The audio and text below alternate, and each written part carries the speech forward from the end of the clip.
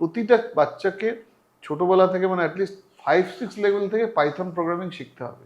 এটার থ্রু দিয়ে তার অ্যানালিটিক্যাল স্কিলস তৈরি হবে, এবং এটার মাধ্যমে সেই যে মজাটা যদি সে একবার পেয়ে যায়, তাহলে সে ফিজিক্স, কেমিস্ট্রি, ম্যাথমেটিক্সকেও সে ভালোবাসবে। তার মানে আলটিমেটলি জীবনের সব কিছুরই একটা ছন্দ আছে, অঙ্ক আছে। তার মানে আমরা অনেক সময় ভাবছি যে আমাদের ছেলেমেয়েরা অনেক সময় অনেক জায়গায় দেখা যাচ্ছে যে সে সায়েন্স স্ট্রিমে পড়তে চায় না, সে হিউম্যানিটিস পড়তে চাইছে, সে হয়তো কমার্স পড়তে চাইছে। কিন্তু আগেকার দিনের মধ্যে কিন্তু এখন আর আর্টস, কমার্স, সায়েন্স এরকম স্ট্রিমস নেই। দেখা যাচ্ছে হিউম্যানিটিসের মধ্যে সোশিওলজি আছে, সাইকোলজি আছে, এগুলো সবগুলোর মধ্যে কিন্তু একটা অঙ্ক আছে, মানে অঙ্কেরও একটা সুর আছে, একটা মজা আছে।